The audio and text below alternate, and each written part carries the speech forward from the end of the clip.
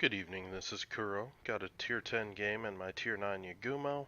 Going over the matchmaking, have an enemy Lexington. Salem, Kronstadt round out the radar threats, followed by Yu Yang might be radar, Black, and Low Yang. So destroyer-wise could be interesting with the exception of maybe the Yu Yang. The gun nerf to it just gutted that destroyer. Um, this game, it's 4 cap domination on north. I spawn northwest, and I'm going to push up basically the 1-2 line and just try to help my team try to either seal this up or maybe push B cap. And right now I'm just checking it out right now, seeing who's pushing what and where.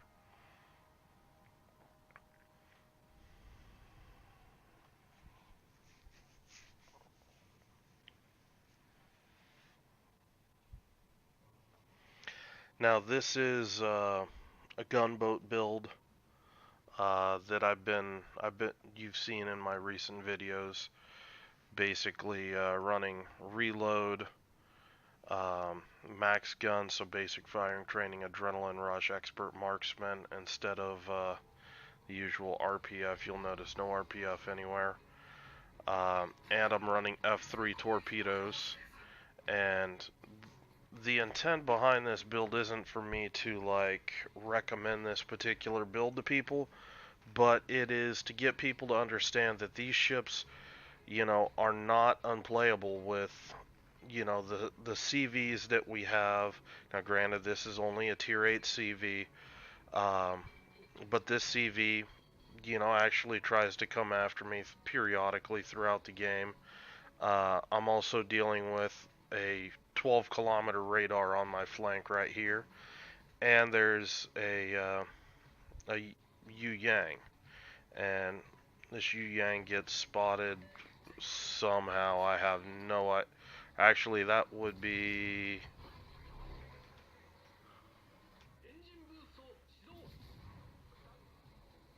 I don't know if that's Kronstadt radar or anything. I didn't see it in chat pop up. Um, but maybe that's what's going on. Regardless, I'm just throwing some shots out there on that Yu Yang. And these, at this engagement distance, it's vastly in favor of a Japanese torp boat over a ship with U.S. destroyer guns, basically. Um, and I mean, you can see the effect that the reload module plus basic firing training is having on these guns. If it sounds kind of like a Russian DD, you're about on the money. It's basically only a couple thousand DPM less than a Udaloy. Now right here, I'm basically, nobody's really shooting at me. I don't know why this Yu Yang isn't shooting me, but I want to press my advantage here. I'm pushing up. I even see the Kronstadt's not shooting at me, and that's giving me my window of opportunity to get after this guy. I get lucky, get a fire here, so that spots him again because his repair's on cooldown. And just gonna keep hammering this DD home. Just want to send this guy back to port. Finally, some people are starting to transition to me, and it's time for me to start getting safe. Now, nice thing about this build, since I'm running the stock gunfire control module, everything is outside 10.9 kilometers. I instantly drop off. I don't actually get detected until this Kronstadt pushes up and actually radars me. He hasn't popped radar yet, so I'm thinking maybe this guy's distracted. Maybe I can sneak in here and get some sort of torp volley off on the guy.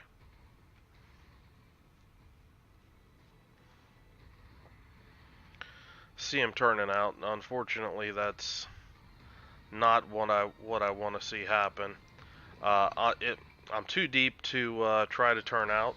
You get caught like this, just turn bow in. try to juke the shots going forward and back, that kind of thing.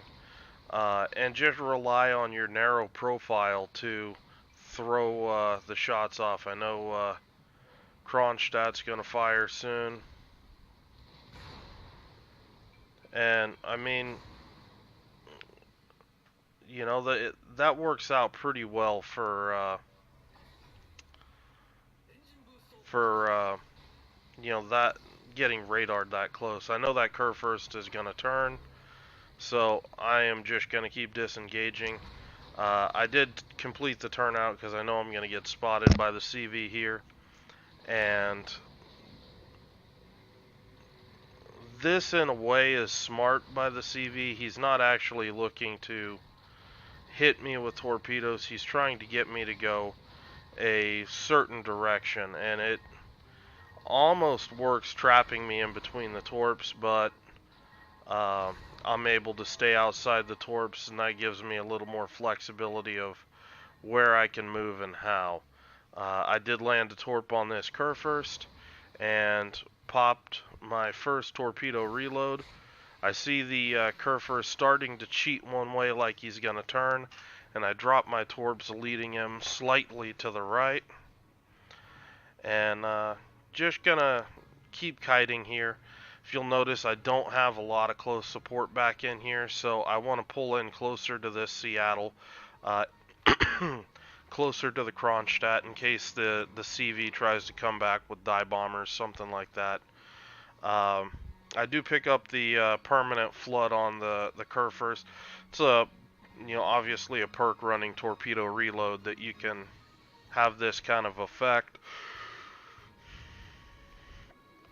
And right now I'm looking at different torp angles, and I like what I'm seeing. I see this Yamato here, see this Kurfürst here, so I'm pushing into this little pocket here, and the danger spot is if this Kurfürst turns in, it can trap me. I don't want to try to get stuck in behind this point on the island. I want to try to leave this as an escape route. But unfortunately, you see the Yamato start to turn out, so I'm just going to start heading up my escape route and just get some torps off on this Kurfürst.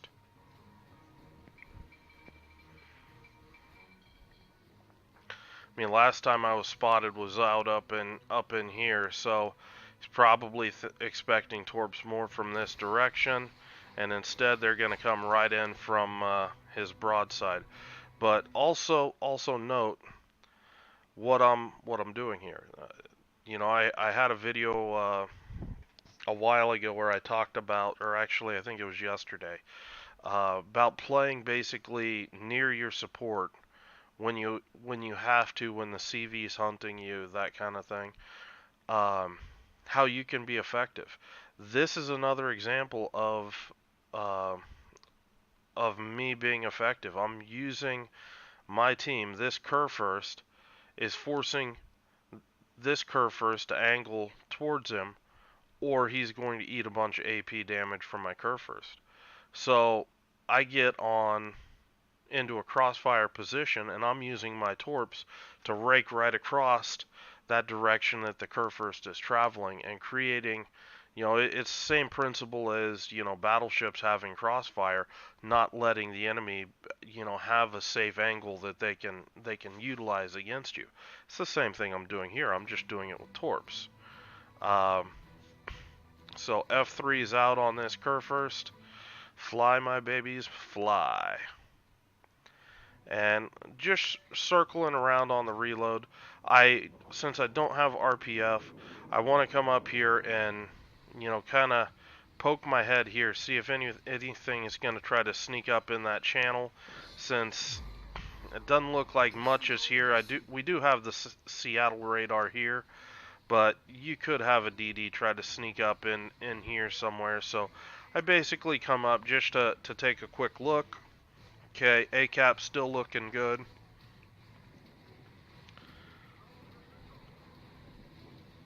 Lexington's trying to drop me. It's torpedo planes, just gonna slam on the brakes. Honestly, if you eat CV torps outside of like in your smoke, you're probably doing something wrong.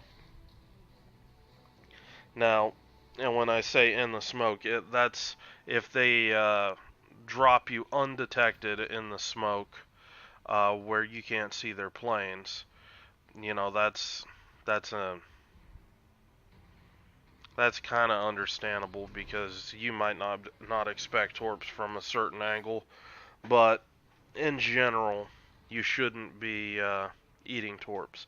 Now here I'm looking to set up the same situation that I just did on that curve first. My curve first, you know, he's low HP. Um, he's looking like he's needing some help, and I'm looking to see what I can do to help him out. Now in this case, we got the Kaga supporting the curve first, and I know that this Kronstadt is going to try to turn in once the CV goes in for the drop. So I'm taking a lead in and just dropping him. Unfortunately, didn't quite drop short enough. He's going to just dodge these torps, but what it's going to create is going to create the situation. He's going to turn broadside to this curve first, and the curve first is going to get a good shot in on him. Now, back to this CV drop here. Because this is important. You see the dive bomber coming in. You'll notice I'm not popping my AA, I'm not doing anything. I'm gonna sail right at these dive bombers. He's gonna spot me at 2.6. He instantly queues up to go drop, and just by sailing directly at the planes, he isn't allowed the time to have the planes actually, the reticle shrink down so he can get an accurate drop on me. And at that point, he just recalls the planes. I don't know if he's worried about the curve first shooting him down or what. Regardless, I'm radared here, so just trying to help out with this Kronstadt. Kronstadt guns aren't on me right now, so this is, you know, just smart play trying to help out my curve first, who unfortunately went down, so trying to support my Kaga now that is probably spotted and being shot at, and able to finish off the Kronstadt with you know, the DPM these guns are providing. Now, I know I'm RPF detected. I know there's probably a DD around here, you know, somewhere. I do see the rocket planes coming in. So I want to try to use this island. Now, islands are a two-way street.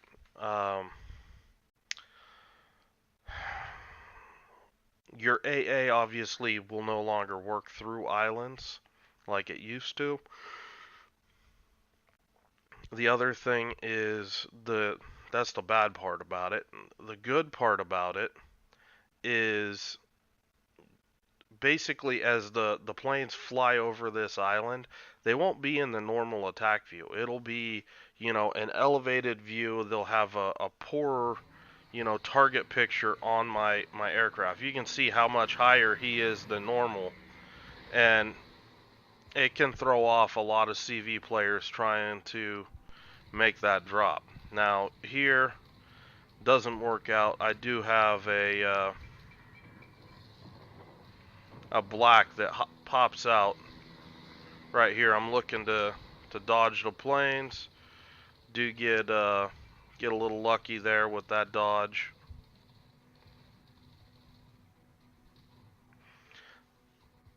I think my CV just dropped a fighter on me.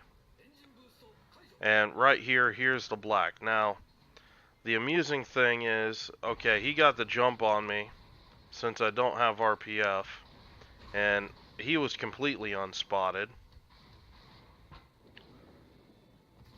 This build, I actually do more damage to him than he does me. I just started out so much lower HP that he's able to finish me off Actually, it's the Lexington. Finishes me off, but you know, that's going to create the situation that, you know, okay, this black is going to try to push into A-cap. My CV is working on him.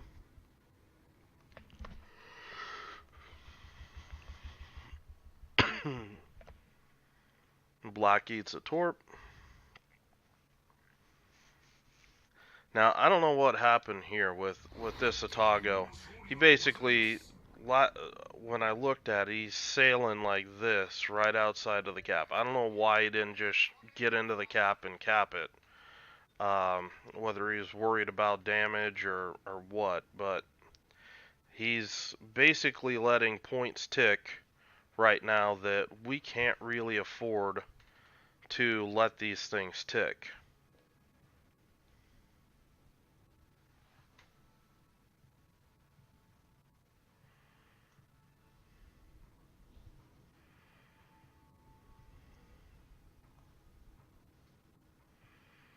Just kind of looking around right now, seeing what's going to be, you know, where the action's going to happen.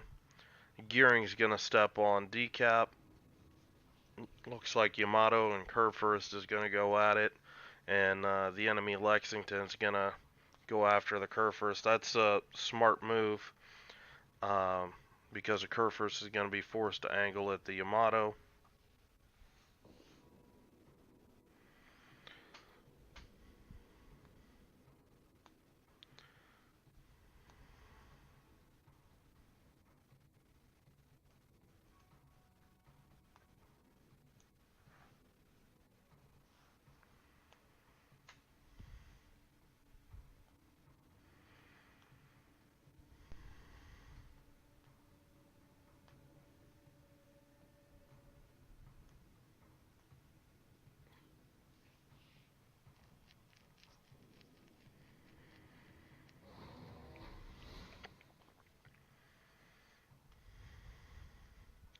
Looks like the black's starting to go after my Kaga.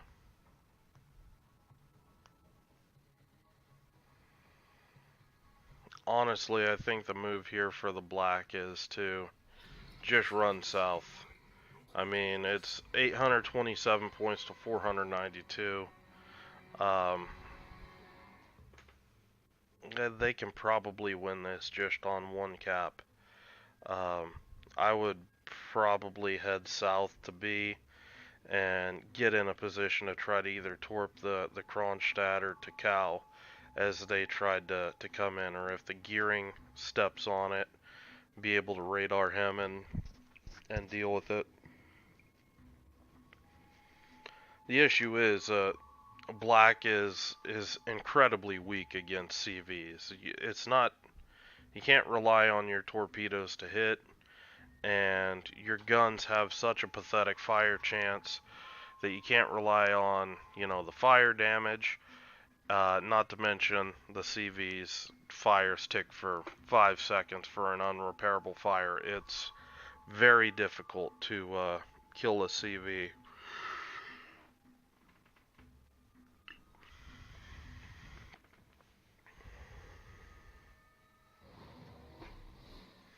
And my CV just, you know, gonna keep chipping away at him. Rocket planes, dive bombers, you know, whatever. And when the black goes down, that's gonna buy us a little bit of time here. Reduces the enemy points. Trying to tell my Kaga to go north because that black had plenty of time to launch torps. Black torps are absolutely dog slow, but they are sneaky, and if you're you know, just sailing along, you can get caught.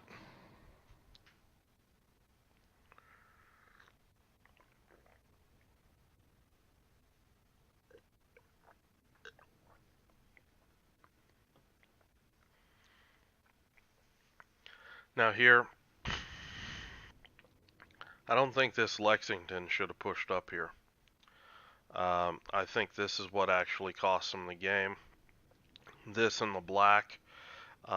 they should have sailed to this map border and just focused on keeping B free of enemy ships. I mean, we're down under 2 minutes 30 seconds. They're still up by almost 300 points.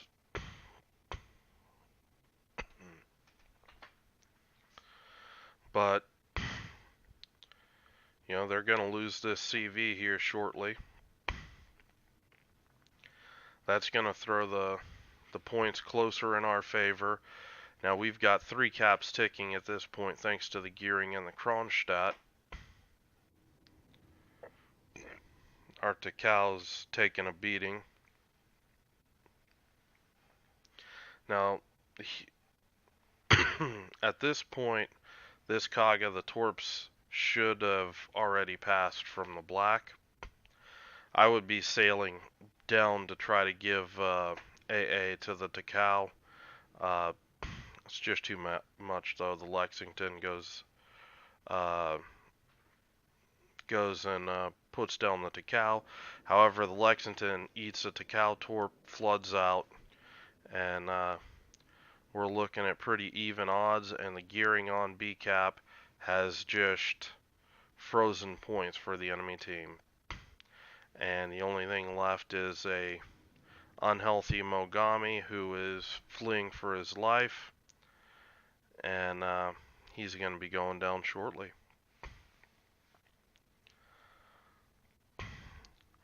I basically include this game, you know, another example of trying to, you know, use teammates to create damage dealing opportunities, or teamwork where you can create a crossfire and be able to help save your ship's HP because they don't need to sit there and pound away at angled ships.